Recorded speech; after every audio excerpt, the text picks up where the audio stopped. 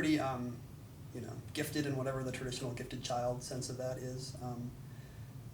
Like I remember when they got engaged, I guess a friend of theirs told them, you two can't get married. Your offspring will rule the world or something like. And I guess by rule the world they meant win a lot of times on a game show. I don't know what my IQ is. I think my parents had me tested but wouldn't tell me, either because they didn't want me to be discouraged or arrogant. I don't know. It could cut either way, I guess. I was like a straight A student, like one C+ in home ec, because the apron I sewed was terrible. It was very much a deserved C+. So you weren't a Dungeons and Dragons dork or anything like that? No. I mean, I was plenty nerdy without any hobbies to make it worse.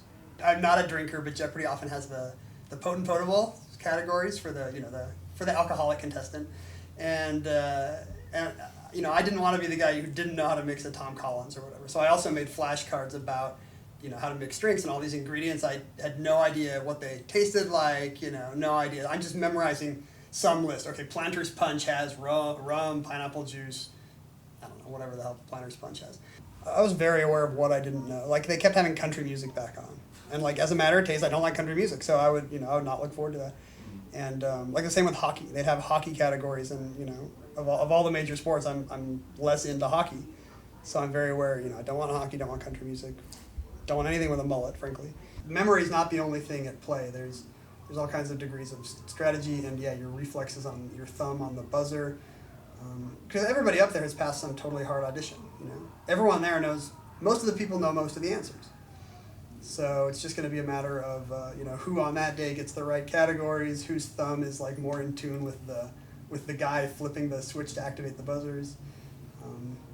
The smartest player doesn't always win on Jeopardy.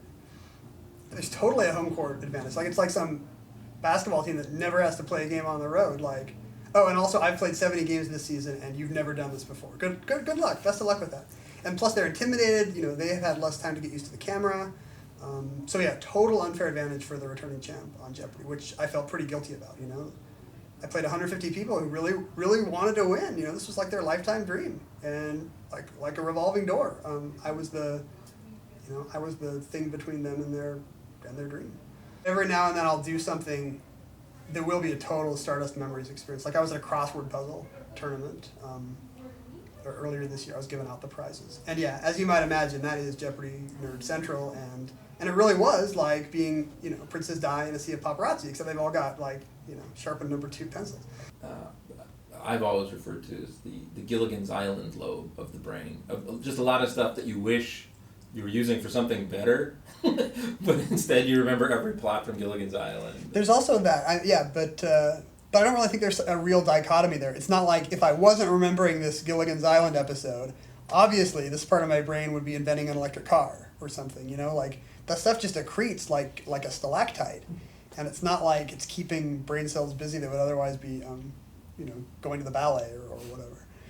Being good at retrieving trivia facts, not necessarily going to be the guy who cures cancer or whatever. It's sort of a very specific skill, and maybe it's more of a party trick than a definition for intelligence. I don't know. Now you've got the time to focus on curing cancer. Maybe you should. Finally.